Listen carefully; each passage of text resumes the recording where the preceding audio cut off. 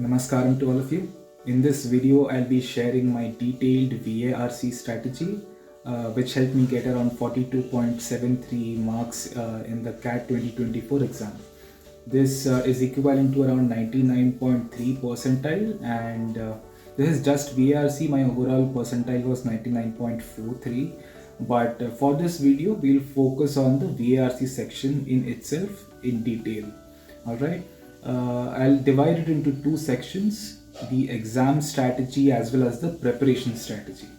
It's best if you can keep a diary handy so that if you find something important, you can write that down for yourself and probably use it in your CAT exam or the upcoming XAT exam in January of 2025. If you're preparing for CAT of 2025, then all the best to you as well. Let's get started with this video. Let's start with the preparation strategy first. So while preparing for VARC, my first tip would be read Aeon essays. It's one of the most common tips given by any coaching center that exists for CAT, but it's really important. Every day in the morning when I used to get up, I used to get up at around 4:30 or 5 in the morning, and I used to read an Aeon essay. This used to get me intellectually powered up in the morning, as well as it was a really good practice for reading difficult English. So that is something which you can start with. The second thing would be reading books. Which books should you read? I'll be very frank with you. I didn't have intrinsic liking towards reading books. I don't think most of us have this trait. But after preparing for the CAT exam for around 3 to 3.5 months, now I do have a liking for it. But I built that up from ground zero. If you already love to read books, great for you. But if you're somebody who doesn't like to read so much, then you can start by reading a few easy books. One quick recommendation would be Make Epic Money. I'll show you this book. Make Epic Money by Ankur Warikoo. This book is really easy to read, and it might also be relevant for you given that we are giving this CAT exam at a young age. It might be relevant for you as well. But it's really easy to read. I started with that book and I got into reading real fast because it was so fun to read. Other than that, you can read books on philosophy, fiction. These are topics which come in the CAT examination, and you might find them a little difficult to read if you are not accustomed to it. So do read on that. Third point is read articles on topics that you are not so familiar with. So just for an example, I was not so familiar with biology research papers, or probably anthropology research papers, or the scientific terminology that they use.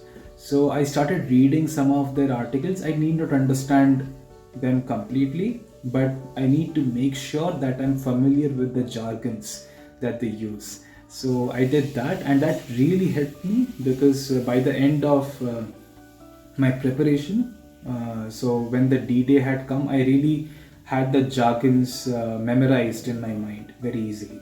And I'm not just talking about anthropology or biology. I was not even familiar with the terms they use in philosophy, or for that matter, stock markets. So everybody has their strengths and weaknesses. So whatever is your weakness, at least be familiar with the jargons of that topic. All right, that's my point 3. Point 4 will be memorizing words. If you are somebody like me, it was very difficult for me to actually take up words and memorize them.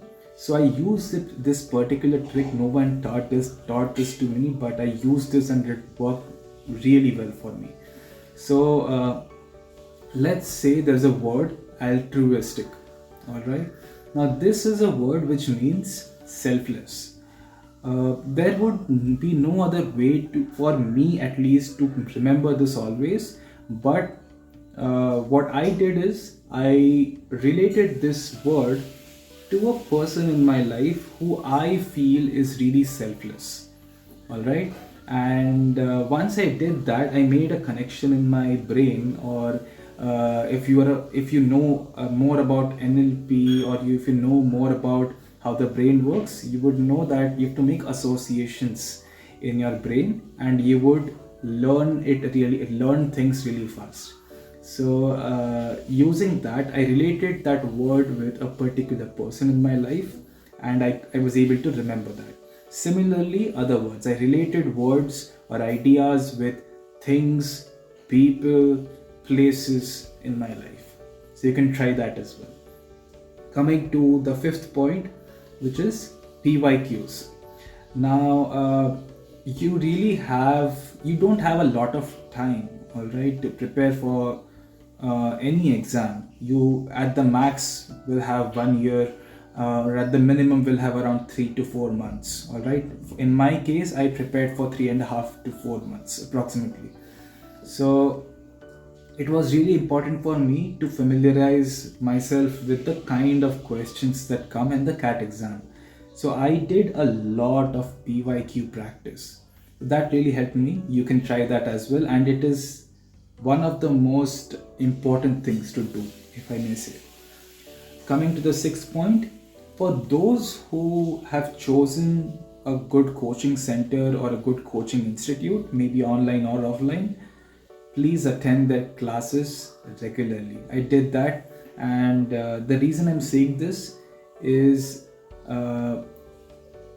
if you really attend classes regularly, you will be in touch with a good mentor or guide who will be able to guide you through your personal weaknesses and strengths. So a video like this is good for you to write down a general chassis or a general structure of how you would approach this section. But then if you need more personal guidance, that will be done by your specific mentor, and I would highly recommend for you to choose a good coaching institute. In my case, I had iQuanta Coaching Institute behind me, and they have brilliant professors. I still remember classes by Vikrant Kathuria sir. He's a brilliant teacher of VARC, and that really helped me. He used to give real personal attention to every person. So do that, rigorously attend those classes. Coming to the seventh point, which is you need to solve VARC sectionals as frequently as possible. Remember, now every institute tells us that you need to solve at least 3 to 4 VARCs a day, and then around 8 to 10 VAs a day. How would you do that? Because at least in my case, it was not so easy for me to time myself and then do that regularly. So instead, my way of practicing was sectional tests, because I knew that a sectional test will last for 40 minutes exactly. I would be able to solve around 2 to 3 RCs as well as 4 or 5 VAs in that sectional test. So that is the way I used to practice, and using that, I was able to regularly practice a good amount of questions in VARC, as well as time myself properly. So I had ample amount of practice through this tip. So if you are somebody who finds it difficult to practice questions, time yourself, use sectionals instead of timing yourself with a stopwatch, for example. The eighth point would be how to improve remembrance. A lot of people, including me, have some problem with remembering things once they have read it, especially difficult pieces of text. So how do you do that? I did that by actually writing notes. So whenever I used to read something, I used to write down notes which used to help me remember. Now you cannot do this forever, but initially when you start reading, it becomes difficult to remember. Once you get into the habit of remembering things using notes, you will also be able to remember them without notes. So you have to do this process initially for probably 1.5 or 2 months, and then after that you can ditch your note making system and you can remember it in your mind very easily. So that's the way you do it. Don't expect to start remembering everything on day one. It happened with me that just a month before the CAT examination, I realized that I was able to remember things very easily.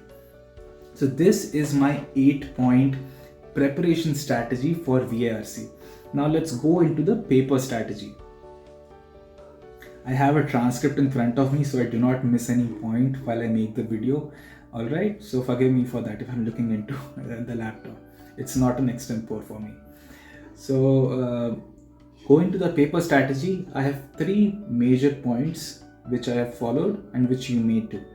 The first one is use the first 2 to 3 minutes to actually figure out which questions you want to attempt in the section and in which order. This is highly important because wrong selection of questions will ensure that you will definitely lose out on a lot of time. So for example, if you find a passage that is very easy to read, it is best that you attempt that passage first, because you'll understand it fast, you will read it fast, and in the starting, while the test starts, you will have a lot of confidence initially. So your confidence should not break, because this is the first section of the CAT exam. Now this ensures this strategy actually helped me ensure that in this year's CAT examination, if you do not know, the VARC section was jumbled up in a way that VAs were in between RCs, and it was not in the typical structured manner where RCs come first and VAs come last. It was not like that.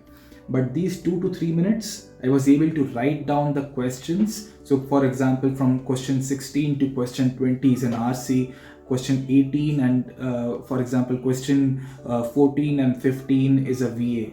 I was able to write that down in the first 2 to 3 minutes, and then also figure out the order in which I would attempt those questions. So it was nothing new for me. It was very easy for me to navigate the section this year. While many others have already reported that it was very difficult for them because they saw this pattern for the first time and they didn't know what to do with it. Okay, so use those first 2 to 3 minutes judiciously.